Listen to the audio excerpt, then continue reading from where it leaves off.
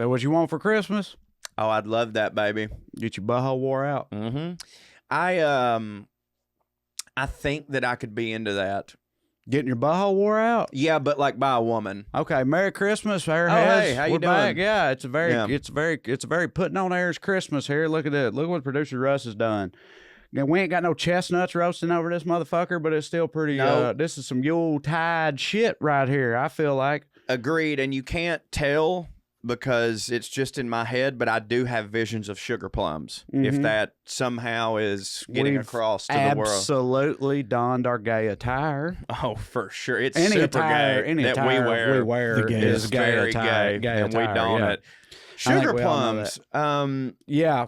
What is that? I don't, it's funny because like I've never really thought about that, but obviously it's just like you take a plum and I guess you candy it or whatever. I could super be into that because do you like plums and prunes? I don't dislike them, but I'm like not my favorite. like, when I go to like a meat and three restaurant and they have stewed prunes as an option, I'm always getting them 100%. But like, yeah, see, like, look, that's sugar plums. You just think that would be more of a Christmas thing since it's in the most famous Christmas thing. I've literally never in my life actually thought about me either literal sugar plums. But I bet they would like, hit. It's a thing at Christmas. We all know it, but I've never thought like, what is that? And I mean, I guess so apparently it's just plums that sugared. Which you take plums and sugar then make it sugar. Yeah. And now you got sugar plums. Isn't it wild that makes that's sense. not a thing though? Because it's in the not Christmas Carol, it's in the Night Before Christmas. Like you would think that like out of necessity, because people be fucking with fruitcakes knowing that they don't hit. But what about like what makes a log Yule? Yule. What me do? Sorry, yeah, what just makes a felt right, log but Yule? I don't know. Just a log at Christmas time is a Yule log. And people say Yuletides. What the fuck does Yule mean? Russ, look up Yule. Yeah. What is Yule? Like Yule? I have no idea. Yuletide. Yuletide, as far as I know, is just like, that's Christmas shit. Yule log is a thing you eat? Oh, see, I what? thought the Yule log. No, okay. A Christmas block is specifically selected log burnt on a hearth as a winter tradition in regions of Europe, particularly the United Kingdom and subsequently North America. But is that not a picture of like a Swiss roll? Well, everything's cake now. Okay. You know that. So you make a Swiss roll into, yeah, right. There's a whole cottage industry about making cake that don't look like cake. Yeah, right. There's cakes that are cottages. Yeah, that shit's impressive. It is. I'm like, how is that cake? And then they cut it, and I'm like, God damn, that is cake. You make cakes and stuff. Have you ever made one of those type of Oh, yeah, I've made pinwheel things? I've made a Swiss roll before, yeah. One of my roulade? Yeah, one of my ex-girlfriends. Maybe that might be with meringue. She roulade. I might be getting it mixed up. She made one that was cinnamon with cream cheese filling. Yeah, and dear God, bro. It was Yule as fuck. I did a strawberries and cream one, and it was it tasted real good.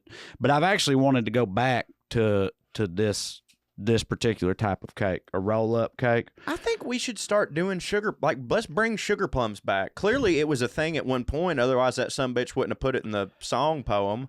Right, yeah. But I'm trying to think of, like, what are the other things?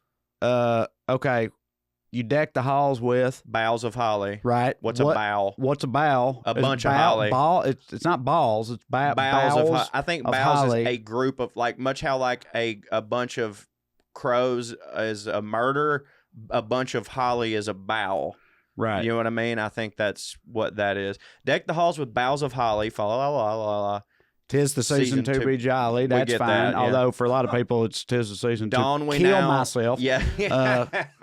It often go that way a lot. Don we now are gay apparel. Right. Which means Cover wear that jacket. Yeah. Yeah. Fa la la la la la la.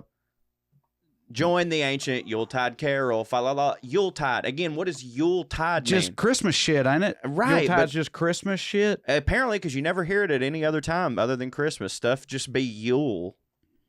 Oh, it's bowels, I guess. Like the bow that the baby goes up. The rockabye baby's on a bow that breaks and he dies. That's another thing. Isn't that what happens with the baby? Yeah, when the bow breaks, the cradle will fall. And down will come baby, cradle and all. So now you got a smush baby at the bottom of that. It's wild I've how never dark. thought about bowels in that sense. Like, it's like what is like a bow tree mean? limb. Okay, it's a bowel. Okay, Yeah. and so tree So limbs filled with holly. Bough. We sound high as fuck right now, I bet, to anybody who don't know Right. that we're not. But we're strangely not. So Yule is a festival historically observed by the Germanic peoples, whereupon the term Christmas tide came to predominate in English. So, Of course, the god Odin, yeah. he's involved. Basically Santa. Yeah, right. Yeah, what about old Krampus or whatever? That's like That's like Santa's like Thanos, arch right? nemesis, yeah. Yeah, wasn't Rainn Bizarro Wilson Santa? in a movie about Krampus or something? There I don't- definitely is a and that's Krampus German movie, but I because never saw only it. fucking German people would be like, Christmas needs to have a villain. You know Right. what I mean? Like, it's too Yeah, much look at that. Yule. Krampus is wild as hell. Yeah, is he the antithesis of Santa? Like, is he related to Santa in some way, like a long lost brother? Yeah, he's like evil Santa. I don't know. Yeah. Yeah, he's during the Christmas season who scares children who have misbehaved. He So looks. instead of getting some coal in your stocking, you get your shit wrecked by this evil goat demon, He looks- which is like, that's more threatening. Yeah, for sure. You know what I mean? Like coal is Then a pretty big coal- step down from getting, torn limb from limb by that motherfucker. They're more into negative reinforcement. Of course they are. He looks like the basis for Amon Amarth or some shit like that. Mm-hmm. You know, like I was thinking not long ago about coal and like how like coal is like oh, if you're bad you get a lump of coal, and how much tied into like religion that is, like in Okay. both, like, so Christmas, both like Santa Claus and Jesus are the same in the sense of they're a thing that a parent tells a kid that is clearly a lie in order to get them to behave. I remember You'll me and you burn have in talked about this hell. before, and it immediately didn't hit for me. I don't disagree with you. I don't disagree with you. It's just like, as soon as you reframed Santa in the Jesus sense, I was like, "Oh God But damn it's it!" this, but it is that don't hit, because I But it never is thought that. about Santa that way. Of And it's course. like, don't make Santa Jesus. I'm not. But No, like, Santa hits but harder. Santa's literally, Christmas. I Christmas. know. Jesus is inherent in it, but I like to forget about Jesus I as know, much Trae, as possible. but I it's like to the leave same- Jesus out of shit. Me too. Even I take the Christ out of But I Christmas as a think- general rule. I I don't think- misspell it or But nothing. I think that's the point. I think the point is that for people who can't get their kids Jesus, they're like, well, Santa is another mystic being that we can say is all-knowing, and if you don't make him happy, he will give you a lump of coal, and if you don't make Jesus happy, you will burn in hell, both of which are fiery embers. Like, it's the same fucking but thing. Christmas, again, obviously it's a very Christian holiday in its origins. So, like, why did they need a thing that wasn't Jesus? These are Christians who, like, Because started kids all this can't shit. understand Jesus, but they can understand presence. Right. They can't Okay. understand eternal life, but they can understand, I'm going to get a PlayStation if I'm good, and if I'm not good, I don't get a PlayStation. Yeah. So, like, again, to me, Santa hits way more than Jesus, but to me, they're both just lies that were invented by parents to get their kids to be better. Right. Act right. Yeah. Right. That's all I got to say about Act that. right magic. Yeah, we got a whole Christmas episode coming up here. We're going to talk about Oh, rich yeah. people at Happy Christmas. Christmas. Merry Christmas. Yeah. You want to say happy holidays? Yeah. You don't want to what? Yeah, for all Give you Kwanzaa- losers give out there. Kwanzaa a shout Yes, out. of course. Happy holidays to everybody. Hanukkah, Happy Hanukkah to our lovely Jewish fans. Happy love Kwanzaa. love the Jews. Happy Truck Month. Oh, it's Truck Month? Everywhere, Right. all the time. Well, we're from every month. It's is always Truck Month. Yeah, right. Yeah. Yeah. No, Merry Christmas, Happy Holidays, and all that good stuff. We're super excited to be here. So, the whole like the war on Christmas, we're both 3-tour veterans of the war on Christmas. Absolutely. Looking to get deployed again. But, Mhm. like, I'm super not down with God, but Christmas has always hit for me. And too. I've never had any kind of cognitive dissonance about that. Do you know what I mean? Me Because either. Christmas is just like, presents and family and trees, and it's warm and there's logs and baked It's goods a secular holiday and at this stuff. point. Right? Yeah. Like, it's about capitalism. That's what Christmas is. yeah. It's about getting things, materialistic things. We want it to be about family, and it should be. But at the end of the day, it's about materialistic things. And I love it because I'm a materialistic man. But yeah, like, Christmas, like for some reason they think if you take Jesus out of Christmas, it makes it worse. It makes it inarguably better, in my opinion. I've never had a Christmas with Jesus in it. That's not entirely true.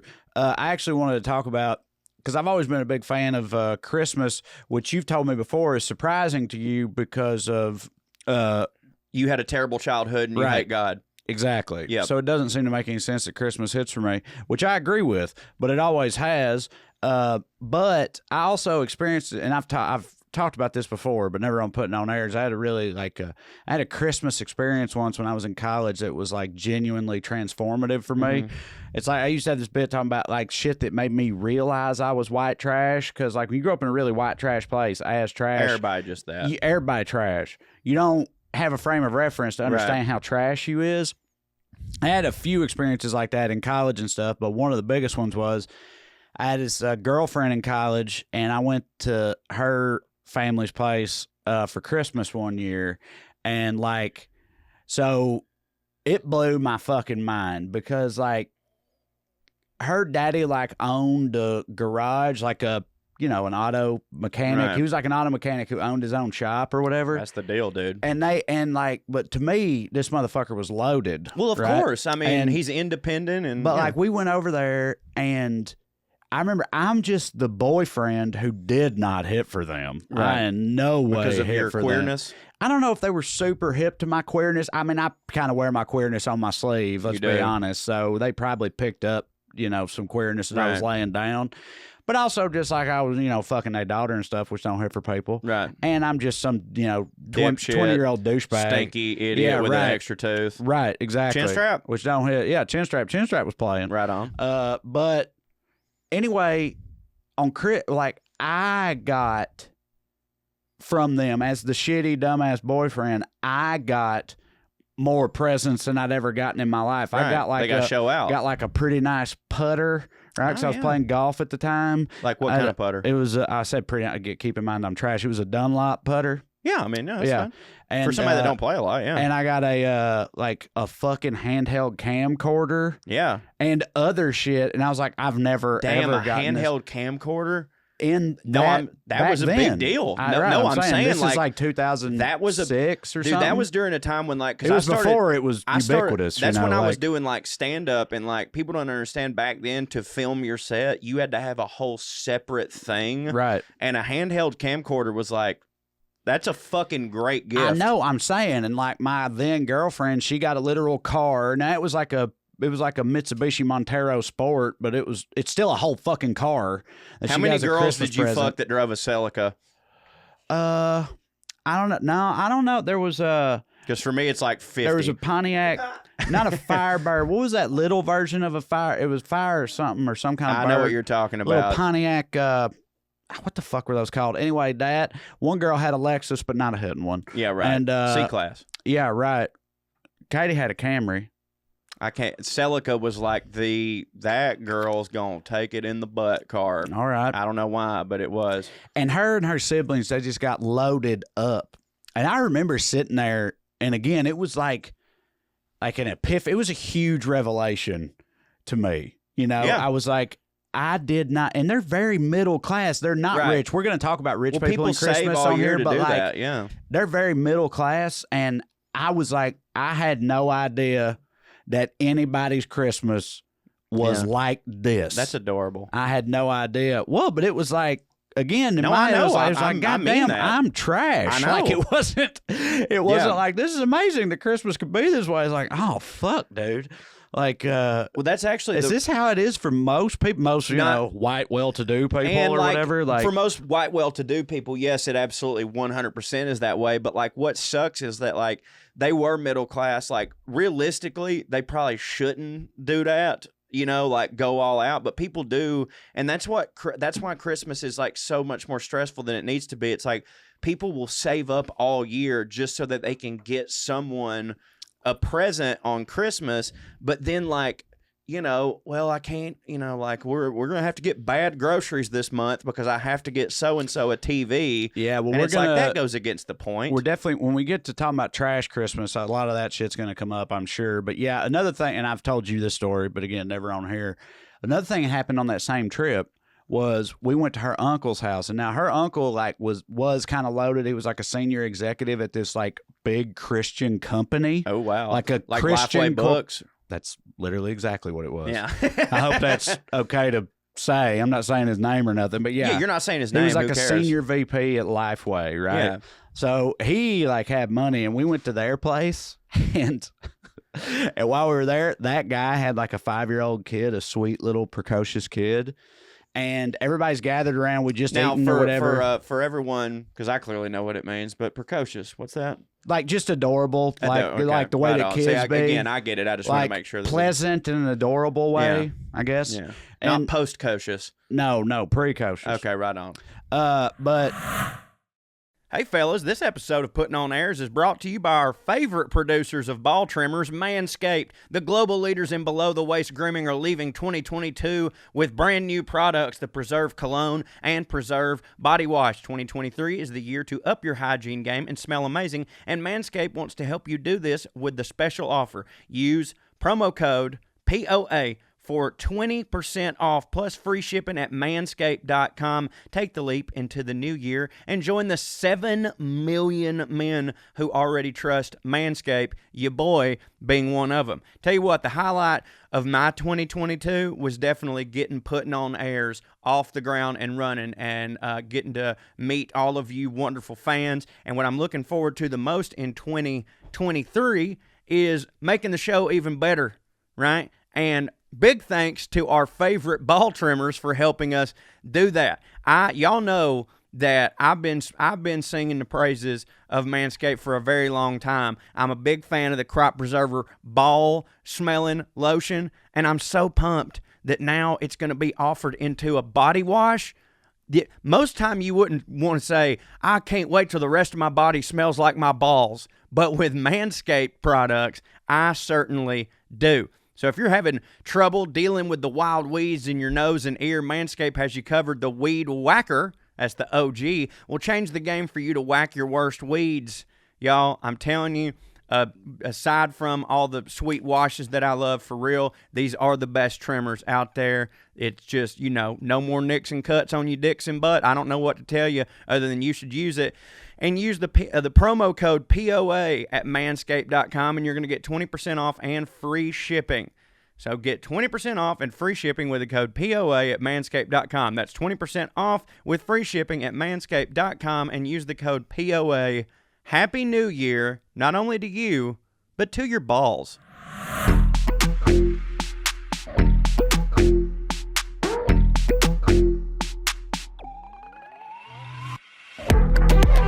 Eres un buen pedo. Eres un buen pedo. Eres un buen pedo. You good, doggy.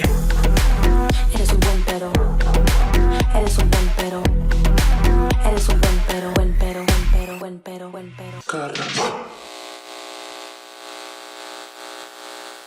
So we'd already told y'all how much we loved our big dog speakers, but I have just recently hooked up both of my the Scout speakers to get that stereo quality, and I put on the Eagles 7 Bridges Road, and it's like I've never heard the song before. I'm telling you, it's amazing. Y'all know they got 105 decibels of max volume, which is way more than any of them other rinky-dink speakers out there, but it's still got a clear, high-quality sound. That's talking about partying on the beach, baby. Having people over at your house, but you don't want it to sound like it's coming from one dumb little speaker. This has got it all. 40 watts, waterproof, charges other devices. What other speaker does that? Ain't none of them. 15 hours of playback, and like I said, you compare 2 of them together so you get that enhanced stereo sound, which is the only way you should ever listen to the Eagles or Skinner. The Big Dog Scout is available online at bigdogspeakers.com at $99, but you can get 20% off with the promo code POA. For more information on Big Dog Speakers, visit bigdogspeakers.com. Remember, promo code POA so you can rock out like the POA boys. Skew. So that little kid, this little 5-year-old, everybody's around because we're about to unwrap presents or something like that. So it's like everyone is there in the same place. Right. And out of nowhere, this 5-year-old comes up to his dad, and his dad's like talking to this other man who's there, another like adult male. He's talking to him about something, and the kid like taps him or whatever, and he turns around and he's like, "What is it, honey?"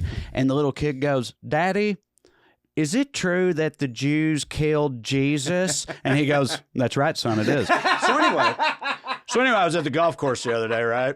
And this guy pulls out his 9-iron. I'm like, what are you doing? And like literally, that was the whole thing.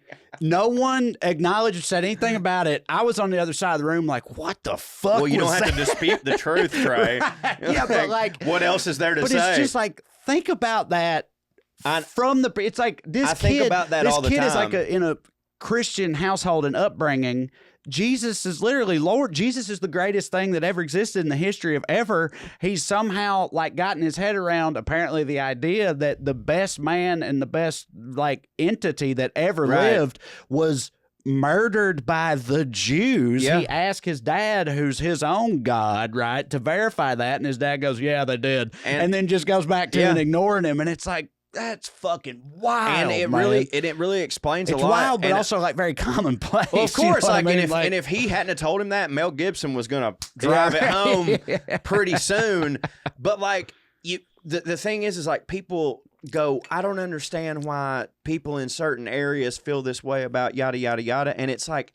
There it is. It's right there. And I'm not saying that makes it right, but like you have to understand if someone from an early age has been told you go to hell if you don't believe in this, and that's what they truly believe, and they're terrified that they're going to go to hell, and then they get hit with some information with, and that person that you serve and is the best was like you get why all the bullshit goes on. Again, I'm not saying it's right, but like that's the root of the fucking issue right there. We don't get political on this show, but I have very strong opinions about this because I was raised that way. Right. Well, again, it's just one of those things that like I'll never forget that as long as I live. And it is hilarious. And I bet, and it is also funny. And I just bet, I know that every other person who was there that night, like again, it made no impact on them whatsoever. No, dude. Like it wasn't out of place or weird at all to everybody else. And I was just on the other side of the room like, fucking what? Yeah, no, it doesn't because it is what they believe and it's so commonplace for them. Like that is the world that they inhabit. And then when you, as someone who is not in that world, dips into it for a while, you literally may as well be in Narnia. That's how different those two worlds are. The ones that they inhabit and the ones that we now inhabit. Also at that big dinner, I was living in fear that they were going to ask me to pray. Yeah, to do like a blessing or say grace. I brought it up because I wanted to ask you if that had ever happened. They thankfully didn't, but seriously, just something in my head was like, they're going to fucking, I thought it'd be like a test or something. Yeah. I'm the new guy, the outsider. I thought they were going to make me have to do it, and I was really worried about it, but thankfully they didn't. But so like that's happened. You've been put on the spot. Corey, several. You do the Lord thing. Several times. So what's your go? I mean, you're a performer. You know how to improv and riff and stuff. Yeah, like you probably played it pretty I go fast okay. and loose. I'm like, okay, brother Blake, I'd be happy to. Good drinks, good meat, good God, let's eat. Let's do it. That's a classic. Yeah. That's like, that's one of those things you have in your back pocket, like dealing with a heckler. Just in case. Did I go down and like where you're working and slap the dick out of your mouth? Yeah, that's like, the one. And it's the grace version. Because nobody's going to be mad at you. Nobody's going to be mad at you for saying that. You know what I'm saying? But then like every now and then I would, this is something that I learned later because I'd been called on many times before. Early on in my getting called on to pray because my girlfriend was a Christian and her parents didn't hit career. Yeah.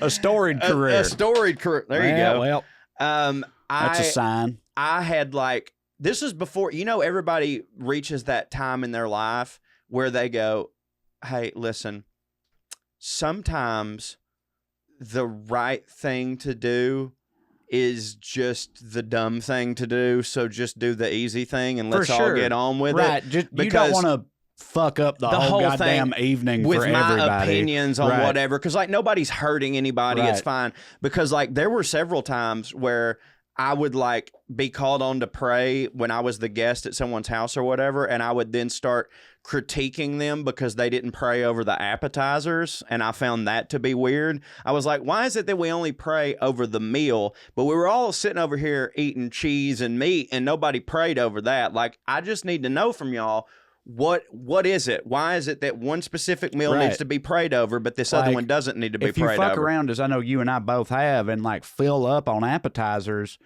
Well, now you've shorted the Lord. Exactly. That's Right? what I'm saying. Because now you've eaten and you could be done. Of course, we're never done, but you know what I mean? It's like the Lord didn't get his in that scenario. That's not fair. And one of the most common prayers, or at least one of the most common prayer endings over a dinner is like, "Dear Lord, bless this food for the nourishment of our bodies and our bodies for your service. In your name we pray, amen." So they're saying, bless this food so that it will sit well with us and provide us with energy to then serve you. But the appetizers were not prayed over in that same way. So that we didn't pray over it. It's now not Christian kosher or whatever.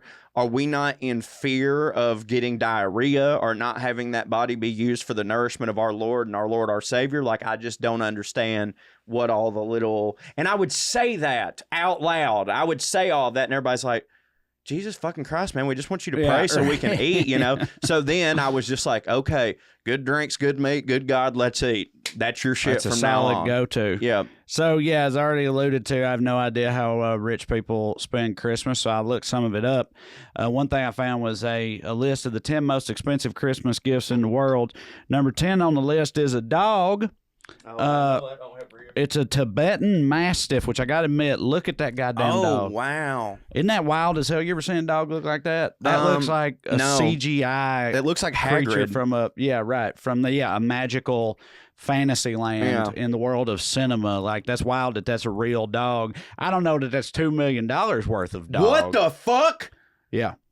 What? Yeah, they regularly go for $2 million. What? A dog.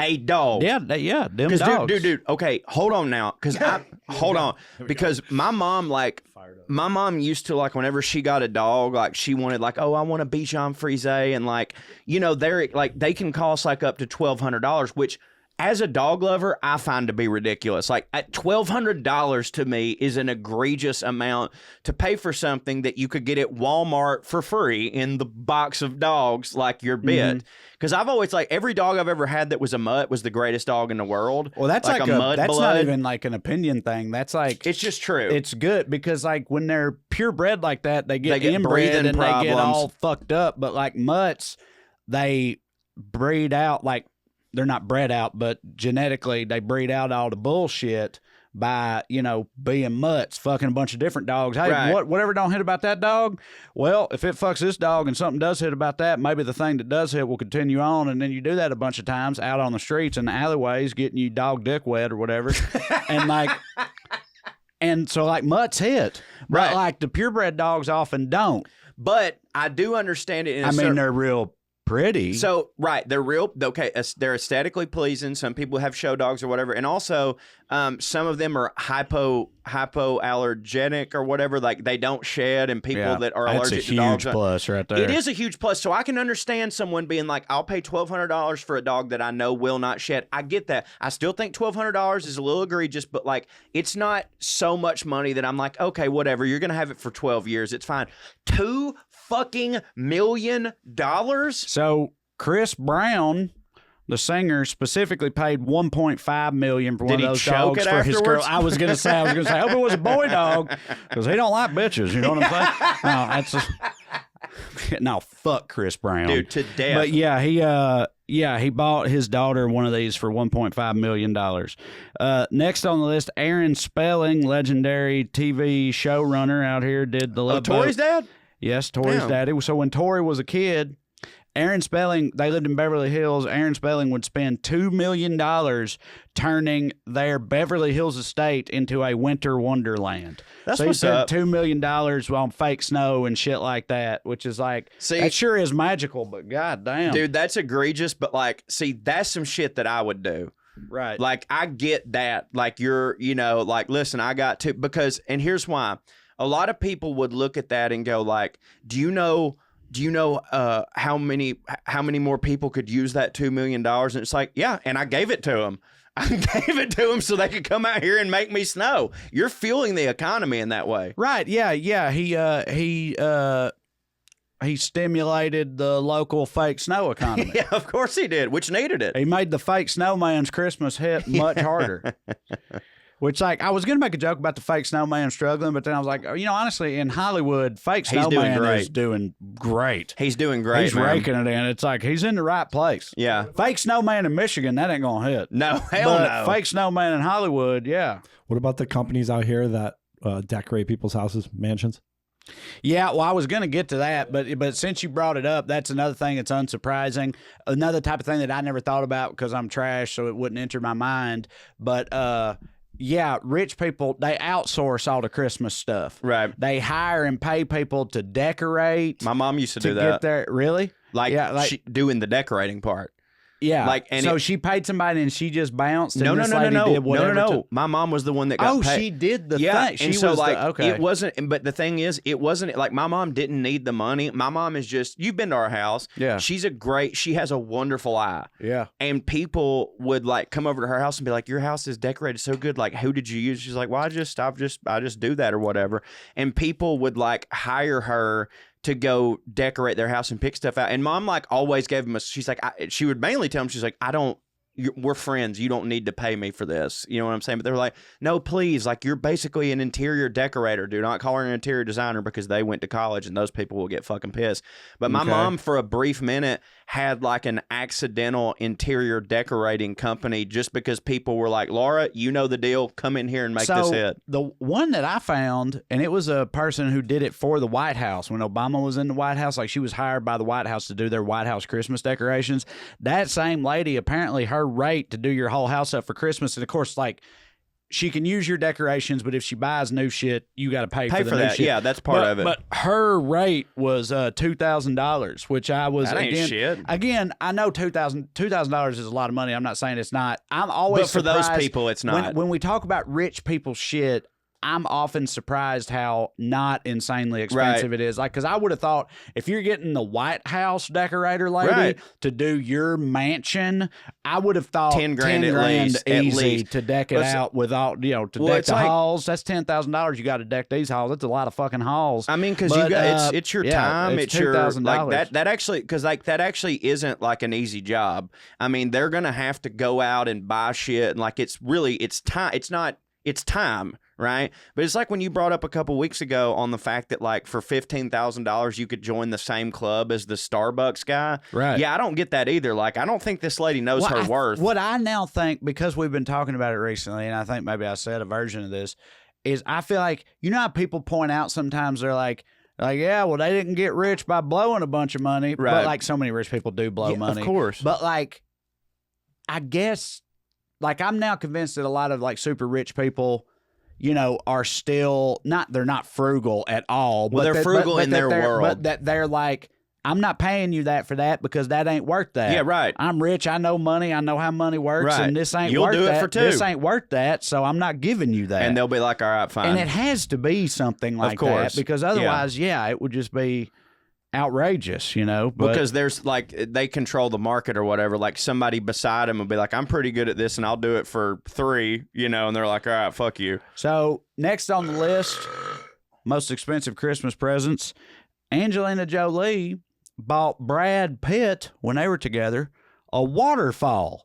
What? Yeah, pretty You can sweet just gift. buy a You can buy waterfall? waterfalls, if it's on Like land. the land that surrounds it? Right, but the waterfall was the main thing, the centerpiece. So she bought a parcel of land that included a waterfall, but I think it hits harder to say she bought him a waterfall. Of course, that hits for real hard. $1.6 million. It was because he's obsessed, apparently, with Frank Lloyd Wright, the famous architect. Yeah, of course. And Frank Lloyd he did Wright, the Vanderbilt, right? No, he didn't. I did an episode on that. He didn't. Frank Lloyd Wright, one of his famous houses or properties is Falling Water, it's called, which is like a house incorporating a waterfall, and Brad Pitt's obsessed with it, apparently. So she bought him a waterfall for $1.6 million so he could do his own Frank Lloyd Wright type of thing. But see, that gift is a lot different than the dog and a lot different than the snow because that gift is also an investment. You know what I'm saying? Yeah, it's real estate. If they needed to, if you've got $1.6 million to buy on a parcel of land that has a waterfall, and then later you run into hard times, you can sell that. You might take a loss, but like you can't sell an old dog. No, you can't sell old snow. Right. You know what I mean? Yeah. So like that one's actually fine. She got him an investment for Christmas. That's great. So next up, Mike Tyson bought his then wife Robin Givens a solid gold bathtub. 24 karat gold bathtub for $2.3 million. Shoo-wee. Yeah. Again, though, gold is worth something. Wonder how much he spent on the blood of the virgins he poured into that thing for her to maintain her youth as she bathed in it. You can't just put regular ass water inside a fucking gold bathtub milk. That's another good one. Some of that donkey milk. That Eastern European special ass donkey milk. Put that inside of a solid gold bathtub, and now you're on to something. But again, we're starting to get into like these are making a little bit more sense because gold retains its value. You know what I'm saying? Right. So like he still could make money on this. So really, they're getting less egregious to me as we go. All right. Well, then there's another one. This rich guy in Hong Kong bought his old lady like an apartment, a piece of real estate. But like you said, that's pretty standard. I mean, it's not standard to give somebody that for a Christmas present, especially just a girlfriend. Yeah, right. Yeah. But David Beckham apparently one year bought Posh Spice. At the same Christmas, he bought her a $100,000 diamond-encrusted handbag, a custom belt, $500,000 Rolls-Royce, and a $2.4 million Boucheron ruby and diamond necklace. All for this. You know what I think when it comes to this shit all the time? I'm like, especially in a marriage, I'm like, where do you go from there? I know, right? You know what I mean? Like, you give her all that for one Christmas. Like, what the fuck are you doing next Christmas? It's like how movie franchises at a certain point, it's like, well, we got to go to space because what the fuck are we going to do now? Right. You got to one-up yourself. Like Fast and the Furious, I think you got to slow play that shit a little bit. I agree, but I guess to David Beckham, $3 million isn't slow playing. Like, what do you think David Beckham thinks when he looks at a $20 bill? Nothing. It's nothing. Right. I mean, like, me and you do well. We do way wellerer than we ought to do, considering we're talentless hacks that don't hit. But, like, even me, like, $20 is, like, it's still an amount of money that I don't want to throw away. But it's still like, yeah, I'll spend $20 on this. To David Beckham, like, you know, I heard the thing one time that I think if Bill Gates dropped $10,000 on the ground, it wouldn't be worth his time to turn around and pick it up. Right. Yeah. That's like almost unfathomable to me. It's insane, dude. Like $10,000. Like, whole thing we talked about how numbers be wild when they start getting together. They get up to wild shit. It's the same type of thing. You start talking about those levels of money. It's crazy. So Richard Burton bought Liz Taylor a diamond and ruby ring costing $4.2 million. You can see it there. Pretty sweet. Only the finest. Then how much was it? $4.2 million. Nice. Then dude, back then it was $4.2 million? I don't know. Or are they adjusting for inflation? That's unclear. It might because, be in today's money. If that was $4.2 million then, that's like how much Twitter costs now. Right. So this Russian oligarch bought his 22-year-old daughter, who you know ain't do shit, bought her an $88 million home in Manhattan for Christmas. Shit. Yeah. Where's that at in Manhattan? I mean, I feel like that's Central Park right there, right? Yeah, if we're actually looking at, so it's somewhere along the park. That is unbelievable, man. Yeah, absolutely insane. What's the chances this guy has a mega yacht? Oh, how many mega yachts? Dude. That dude's he got a fleet of mega yachts. He got a boat that poop out two boats. You know what I mean? Yeah. Yeah. How many boats your boat poop? Not as much as my boat poop. All right. My boat be pooping boats all day. Boats on boats on boats. My boat poop regular. Yeah. So this lady, Evelyn Walsh $1 million. Evelyn Walsh McLean, who was a mining heiress, had both a famous diamond called the Star of the East and later the Hope Diamond bought for her in her lifetime. Which we know the Hope Diamond is 88 billion years old or something. So, and then both those combined is $250 million. And according to this, the Star of the East is parts unknown. People don't even know where it's at. Really? Which is wild. Yeah. You're the one that actually told me and keyed me in on this, because normally I would, in this conversation, I would go, well, again, it's jewelry, it's diamonds, it appreciates in value, or it holds its value, but it actually doesn't. It's what you keyed me in on, like on several episodes back. Did I? Yes, you did. Yes, you did, Trey. No, I remember Because I was doing like, that, it's but an I don't investment. remember You're how it like, worked. actually, it don't hold its Yeah. value. Number 1, Catherine the Great of the Russian Empire had her lover Count Orloff give her a diamond called the Orloff diamond. She named it after him, which is listed as being literally priceless. It's a gigantic boulder-sized diamond that she put in her scepter. Got to have a scepter. We should have What scepters. is a scepter if it don't have a big-ass diamond in it? You know what I mean? A cane. Worthless. Yeah, Worthless. it's not. It only It becomes a is. scepter It's when it cane. has a diamond You got in to have it. a diamond in it. It ain't a scepter. It's also like, it's a bummer to me that scepter didn't do no spells or nothing. Yeah. There's something like that. Or Rasputin got a hold of it. He turned your dick right, green. you summon lightning or something like Yeah. that. But anyway, she just bought it, but she framed it as Count Orloff getting it for her so the peasants wouldn't be as mad about it. Right. Because she spent the crown's money on that, but she totally spent the crown's money on that. I'm upset so that she it says basically- priceless because I need to know a ballpark. Right. Yeah, I know. It feels like a cop-out. Because because like if we just saw something that was $88 million and $250 million, what the fuck does priceless mean? I mean, Twitter cost $44 billion. Right. It wasn't priceless. There Right. was a price. All right, so I wanted to talk about them outsourcing their Christmas shit to other people. Just a couple more quick things. The most expensive Christmas decorations, right? There's a candle you can get. A candle to burn at Christmas time. The candle comes wearing a 14-karat white gold Gucci necklace with 38 diamonds in it Nice. for $5,000. Not bad. Nice. You can get a song playing reindeer. Go down a little bit, Russ. Yeah, a little bit further. It's under the right there. See the song 10 most playing expensive reindeer? Christmas decorations. I actually want you to look at this this reindeer show. I want It's to in there. see It's it. a second on the list. This reindeer is 65 inches tall and it plays Christmas songs, but it says only 3 songs, and it's $6,900. And look at that. Like, I feel like That's like a That's Billy home Bass. goods. yeah, That's right. home That's what I'm goods. saying. That's not like that. That ain't shit. Where are they coming from charging that for that? If y'all are only listening, it looks like some, I would say The Billy some Bass of reindeer. standard white people shit. Yeah. Yeah. Not hitting white What does people, it just sing? regular white people. Christmas songs, I don't know. But yeah, then there's this designer, Rebecca Choll, made wrapping paper coated with crystals. The wrapping paper itself costs $7,500. Holy shit. You can get a ball for your Christmas tree that costs $136,000. What? Yeah, then there's a Christmas star that goes on the top of the tree, almost $1 million, $950,000. Have you seen the meme? Have you seen the meme where it says somebody says, I couldn't decide this year on whether I should put a star or an angel on the top of my tree, so I went with both, and it's Earnhardt. That's great. Isn't that awesome? That's a perfect time to switch gears into talking about white trash Christmas. Russ, if you go back into the doc, there's a link to a white trash Christmas Pinterest account, so we can get some. I hate to be a dick, but can I pee? No, hang on. We're almost done. I'm almost done. You'll be all right. I'm almost done. Down one more. White trash Christmas right there. Yeah.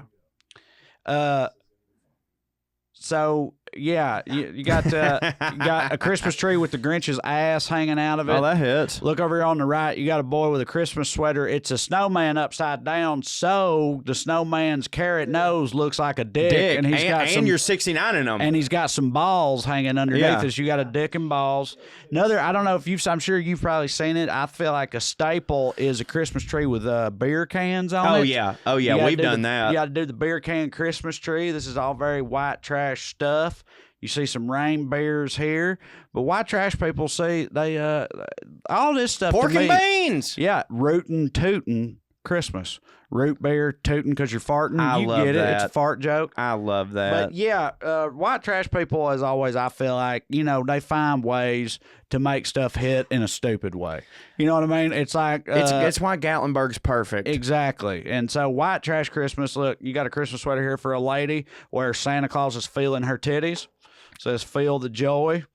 Nothing better expresses this than the song "Merry Christmas from the Family" by Robert Earl Keen. Yeah, that's a great which one. I wish so desperately we could just play right now. Right. So a couple things, because I just want to say No, go ahead. I can hold it. I'm very biased, obviously, but I just find this to be so much It's more better. fun and It's endearing than the other shit we were talking It's about. better. Because to me, it's like if you have that money, you can just do What that is shit. Christmas? This is because like, if you have that money, what is Christmas? Right. Every day is Right. Christmas for you. Right. Rednecks have one fucking day. Right.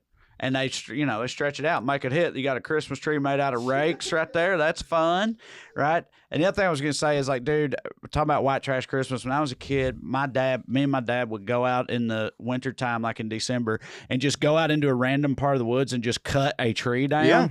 And they weren't like Christmas trees. No, it was just a tree yeah. that we'd put in our house, and it would immediately start to rot and be dead by the time New Year's came or whatever. But we'd do that and put all our shit on it, and it looked so trashy, but we had a lot of fun with it. And I just Redneck Christmas. is that Santa Claus pooping out? Yeah, candy. Yeah. Redneck Christmas is so much better because, like I said, with these rich people, they could literally do this any day if they wanted to. And I hate the fact that people literally put their mortgage on the line and their family security on the line for Christmas. However, that makes it sweeter. Right. It makes it like when you see someone who can barely afford to get a new pair of work boots that saved up and got his kid that new Xbox. Right. It's so sweet. And Yeah. like, again, I wish that we didn't have to do that. But when I go to a lot of redneck Christmas things, and the pride that people have in, you're right, I shouldn't have bought that for you, but I did because I love you. With the rich people, it's not love, it's showing off. But with rednecks, it is love, and it is a beautiful, beautiful thing. And I'm about to start crying. Yeah, you're hitting because it's true. Yeah. Christmas is a one-time thing for rednecks. It's an everyday thing for the rich people. And again, just you see that guy who he works with dirt on his shirt. He doesn't even have cable, right? But every year he's like, my boy wants this. My boy's going to get this. And that is fucking special.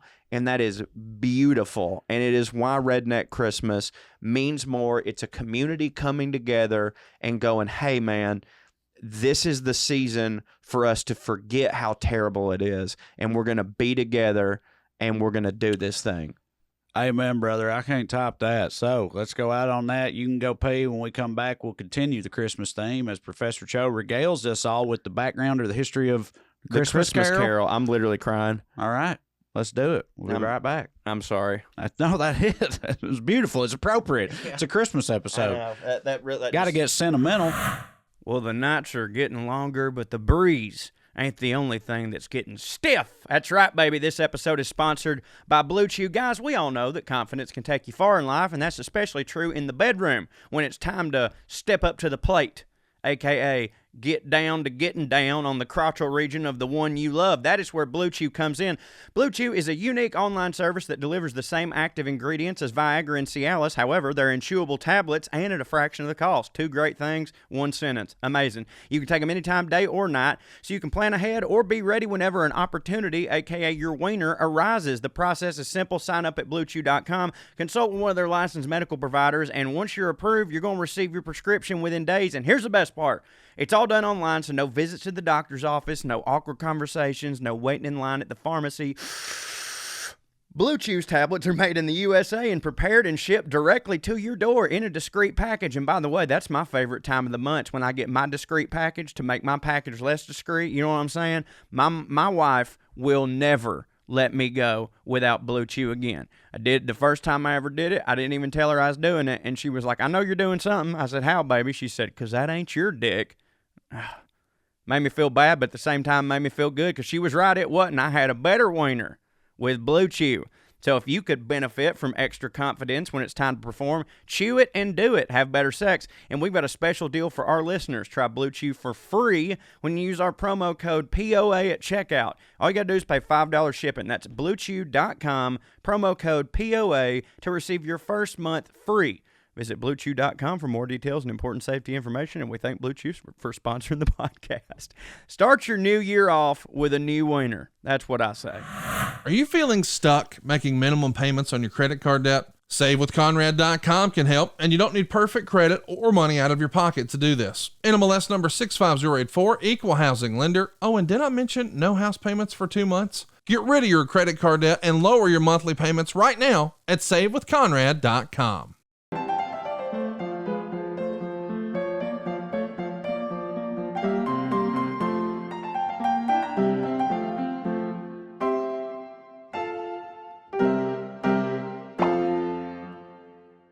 Rolling. Let me just make sure, Corey, you're looking your camera. Corey, Check just 1, 'cause you 2. moved. Suck my dick, lick my butt, stick your finger in my scrum. There we go. We're back. Okay. All right, we're back, everybody. It's time once again with History Professor Cho. And it's a Yuletide edition. We're talking about the Christmas Carol, Charles Dickens' seminal holiday masterpiece. Yeah. Yeah. The Christmas Carol. Here's what I know about this, only because I watched that movie with Dan Stevens that you told me to watch, and I'm glad Did you you love it? It's great. It's The great. Man Who Invented Christmas. The Man Who Invented Christmas. The only reason I know this is because of watching that movie, but evidently Christmas Carol and Charles Dickens is like the reason that a lot of Christmas traditions even are Christmas traditions. Like he sort of invented a lot of the shit that, or popularized a lot of the shit that we think about when we think about Christmas. Right? Yeah, so back in this day, Christmas was not even a little bit the way that we think about Christmas. I mean, Christmas was a thing. It's not, I mean, the movie title is The Man Who Invented Christmas. That's not literally true, but he's basically the man who invented the way that we celebrate Christmas, the way that we celebrate Christmas right now. So Christmas was just like a time of year where everybody was like, yeah, okay, family, you know, whatever. And around this time when he writes the book, obviously Charles Dickens, not a moron, I would say. He's far from a moron. Mm-hmm. He had noticed that, like, people were starting to kind of dip a toe back into Christmas. There was a little like, hey, should we do this maybe a little bit more? Who knows? And he was really, really hurting for money because he had basically spent, like, he'd obviously had a ton, you know, like A Tale of Two Cities, like he fucking what was the one with Twist? Oliver Twist. Like, the dude crushed, but he also spent it as soon as he made it. Like, he was the dude that was What was just he like, blowing it on? Charles Dickens was flossing? He What was was he flossing on? his, like, he would buy like an ivory doorknob that Yes. cost $3,000 Yeah. at the time and stuff like that. Like, I Like, think hey, with, I'll make that back. exactly. Quote, I think Charles Dickens. with Charles Dickens, like, you know, the British, I think, flaunt their affluence even more so than Americans in some way because everything has to be proper. Everything has to have its place. I must look like. Posh. It's all about status, right? Yeah. It's all about, like, if hey, I'm the guy who wrote Oliver Twist, so I need everybody to know how much I hit. Mhm. So, like, you know, around this time, he was Charles just Dickens, he was sort of like a rapper at the time. He did Charles 100 Dickens was like the 100%. 2 Chainz of his day. 100% like a Yeah. rapper. Suck my Dickens. Yeah. He was just spending it on, like, his house was the most immaculate house. If his wife wanted something like, oh, we need this door from this old ship on this boat to make my house, you know, hit. And at the time, he had just had basically like 5 or 6 flops in a row, Right. which is crazy, but it also shows you how much, like, a name can only carry you so far. Mhm. Because as much as he's Charles Dickens now, he was absolutely Charles Dickens at the time. Right. He was one of the greatest authors of all time. He was super in demand. He was the J.K. Rowling of his time or whatever. You know what just popped into my head? What? This is like when George Jones went on a bad stretch, had some flops, wasn't hitting, was almost destitute, was in legal trouble with the IRS, all that shit, and then came out the gate after that with "He Stopped Loving Her Today," the greatest country song of all time. Yep. And I remember me and you were talking about that, and you said you just can't keep some of them down. You man. can't. And Charles Dickens was one of those type of dudes. 100%, man. Also, Charles Dickens was both the George Jones and the 2 Chainz of his day. That's what we've learned here. If any of you motherfuckers have a better argument, I'd like to hear it in the comments, because I agree. Charles Dickens, 2 Chainz, George Jones, pretty much the same thing. So he'd had a series of flops, And I know you'd probably be thinking like, well, the other ones were so successful. What does it matter? And that is true if you're someone who like saved your money and didn't buy ivory doorknobs or whatever. But it's kind of like when, you know, with like Brendan Fraser, when he got a divorce from his wife and they made like the alimony checks and they set them to when he was making $20 million a movie or whatever, and then he stopped, but he was still having to pay the same thing. Right. Well, like Charles Dickens' mortgage and all these bills he owed were set when he was at the top of his game and when money was rolling in, and then that stopped happening, and it's like, yeah, all this shit ain't paid off, buddy. Like, you got to do something. So he had his literary agent was a feller by the name of Mr. Forrester, very sweet man, and he was telling me, he's like, any relation? No, it's same spelling though. Maybe. I mean, I've never really looked into it, but it is possible. Like, my father is an author. I'm an author. It might make sense that we come from a literary agent. I'm also might be entitled to some compensation. I don't know. Yeah.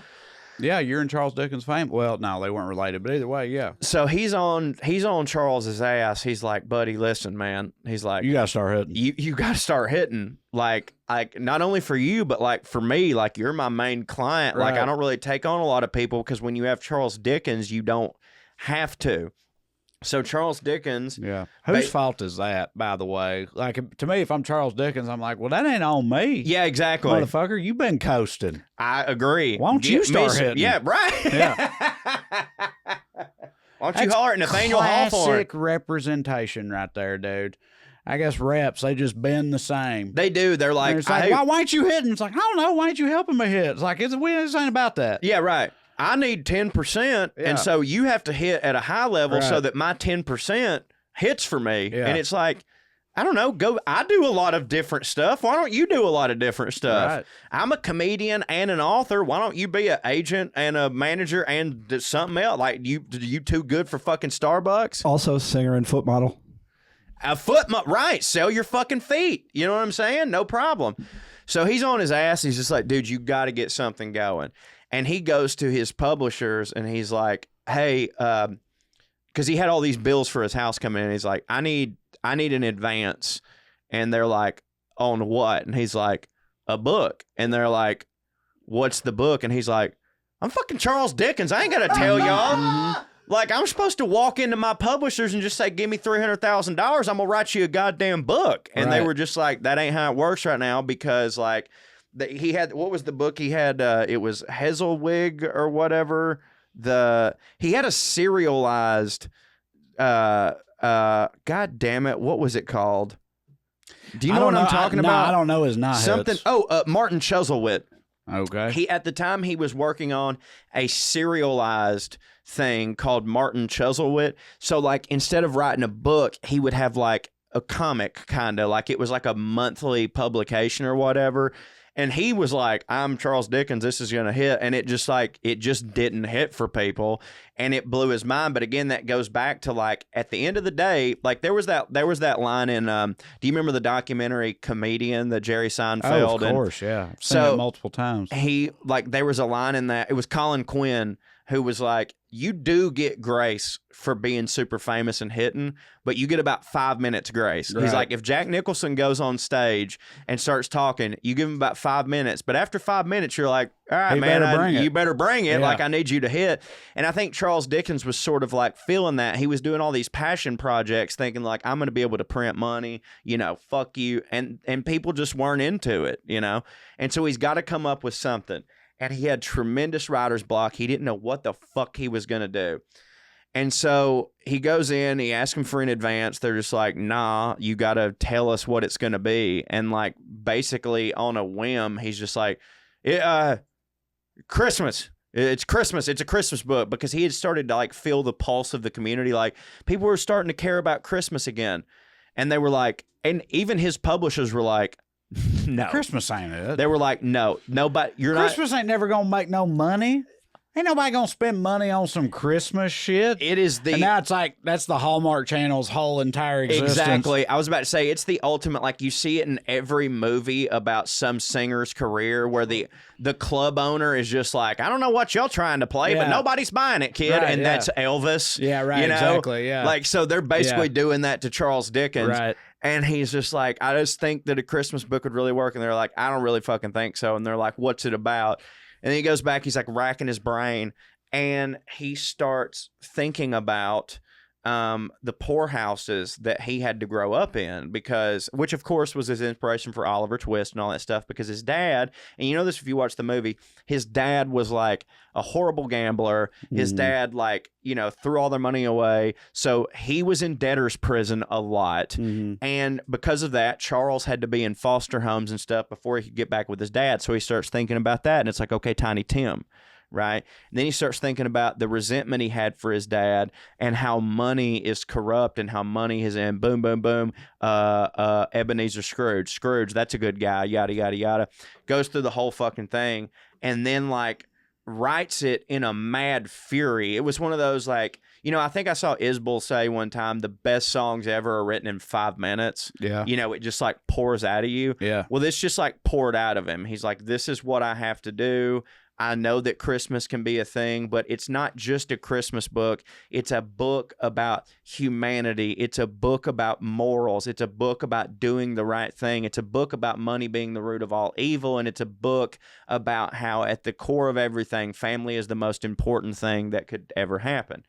And so he shits out A Christmas Carol. And again, after having 5 flops, and they're just like, this is not going to work.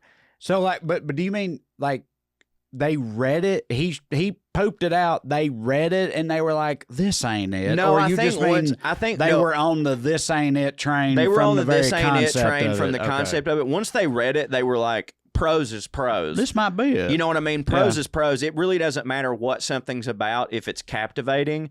And that book proved that. It was just we didn't think Christmas books could work, but first off, you've already done it. And you are Charles Dickens, and even though you've had 5 flops, you also, up until this point, have been the most prolific, most successful writer we've had. So we are stupid if we don't take a chance on it because it's already written, right? So he does, and unanimous praise. Everyone fucking loves it. And because of that, it sparked what we now know as Christmas. All of those things were just things of the past. They were what's the word for it? They were relics of a bygone age. And he brought it back. So you could argue that not only did Charles Dickens help this publishing company save his career, but he created a booming economy. The economy, the economy was forever changed. Think about forever changed. Think about the amount of money that's made off Christmas. It's unbelievable every year. And I'm not even really talking about including the gifts people buy. I just mean the season. Right. You know what I mean? The decorations, the fucking just the whole vibe. Commerce is up 9,000%. Everything that people do. Yeah, that's crazy, man. There's stores that literally make, it's kind of like fireworks stores, how they make all their money in July. Well, there's literally Christmas stores that make all their money in December, but it's enough to float them the rest of the year. He literally just turned the whole thing around. There was also after that happened, and I can't believe this is a thing, there was a publishing company that just decided this book hits, and they just stole it and reprinted it and started selling it. This will be a fine thing. And of course, Dickens was tied up in litigation for several years and ended up bankrupting the company.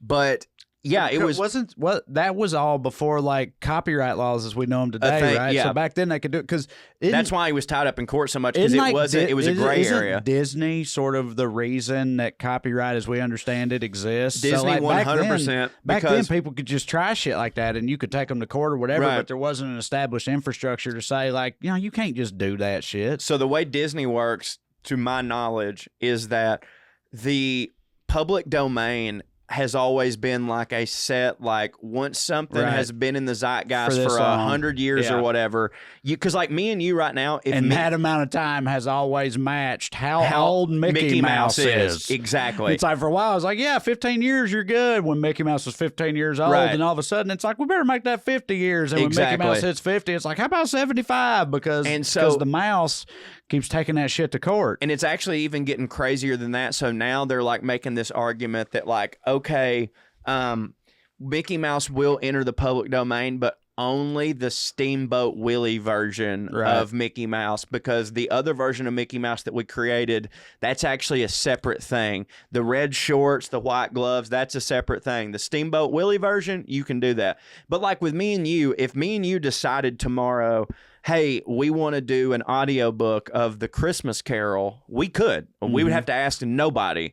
And I've actually thought about it a lot. That 'cause, sounds awesome, by the way. Nick Offerman reads Mark Twain books. Like he's got a whole audio series of him doing it. And like, as far as I know, he can just do that Because it's public because domain. it's public domain. You guys got to write the Redneck Christmas Carol.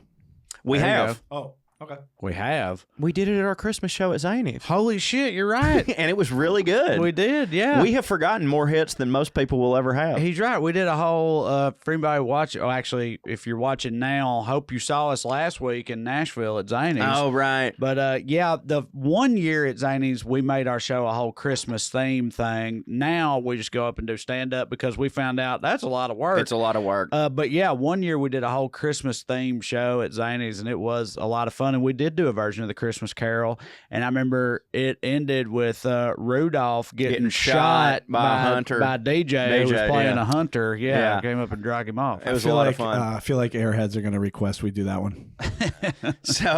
So the book was obviously a massive success. It not only changed the rest of Charles Dickens' life, it changed the course of history as we know it. There were, of course, a lot of problems. His father, who he loosely based part of Scrooge on, or at least his father, he didn't base Scrooge on his father. He based Scrooge on the type of people his father had to deal with, and just the way that money corrupts someone, and the way that money can make someone abandon their family and not care about anything other than the pursuit of money.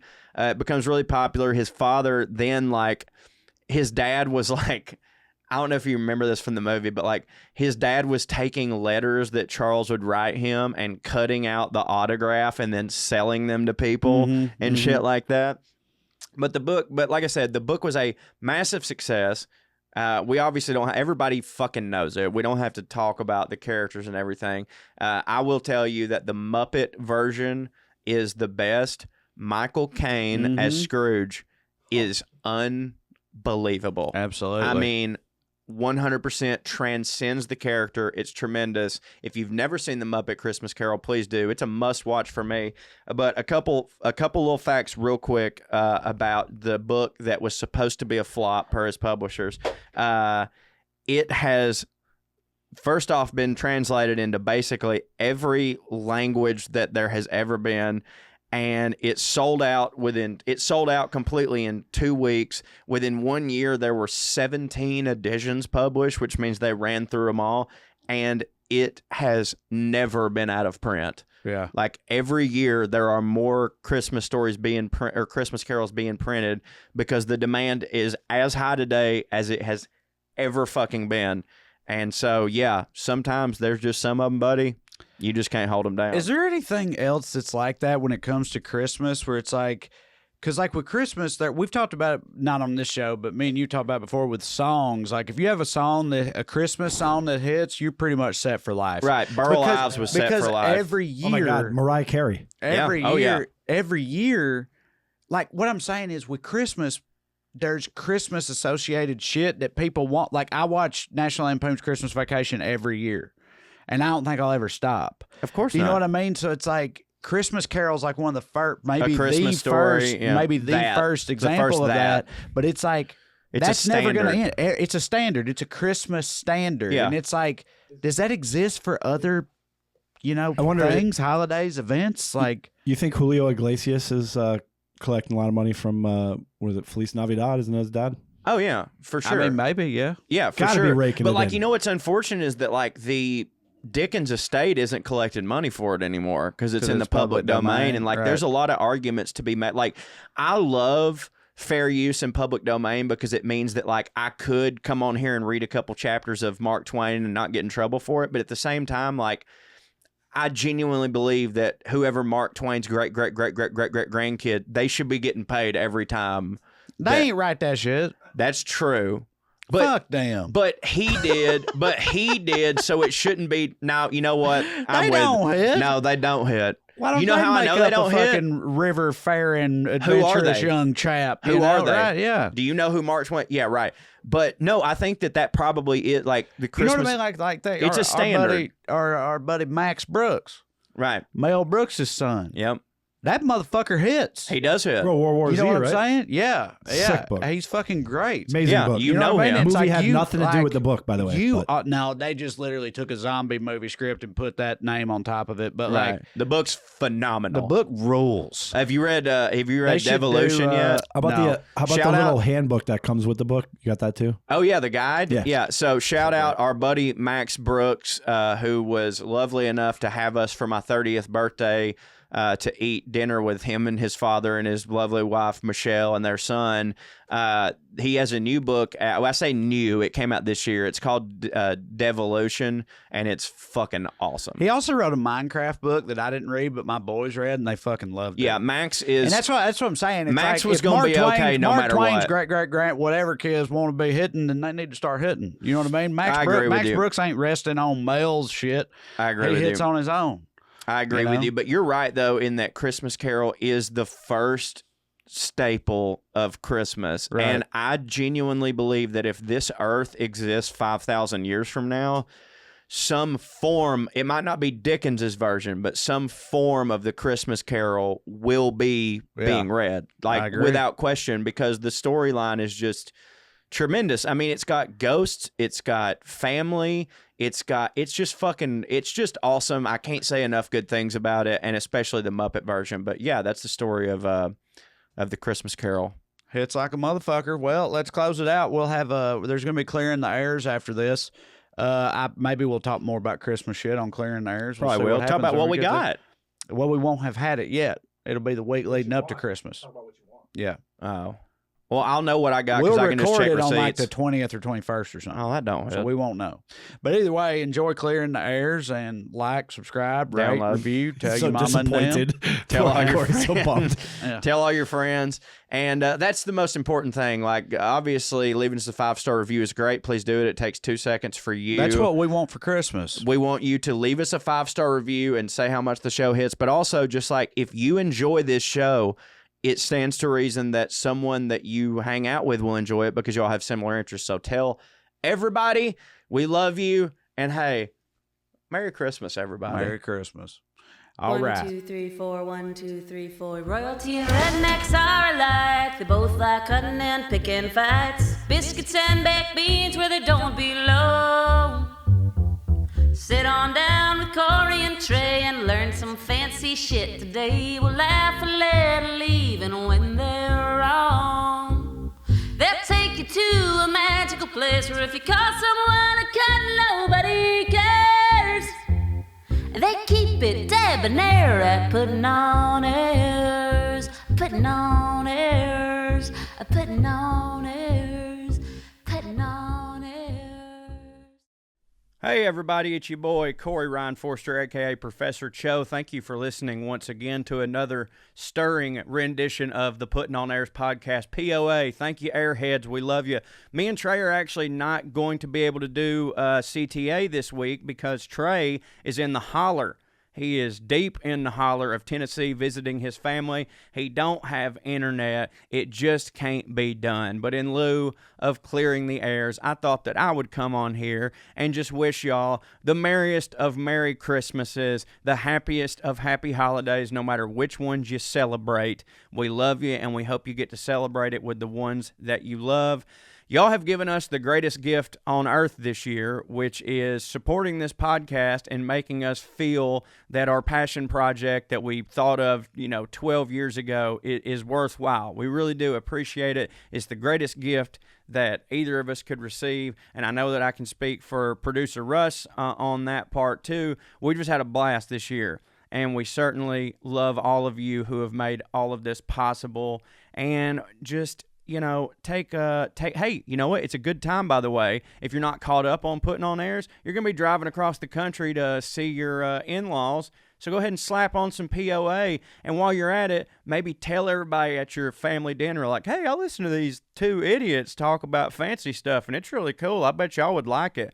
That's the best thing you could do for a Christmas present for us. But other than that, just keep on keeping on. Keep on liking and subscribing and downloading and telling all your friends. We sure do appreciate it. Remember that for bonus stuff from Trae, you can go to patreon.com/Trae Crowder. And from bonus stuff from me, you can go to parttimefunnyman.com and you can subscribe. It's only $5, but if you can't afford it, you can just email buttercreamcorey@gmail.com and I will take care of you. No questions asked. We love y'all so much. And stay fancy, you some bitches.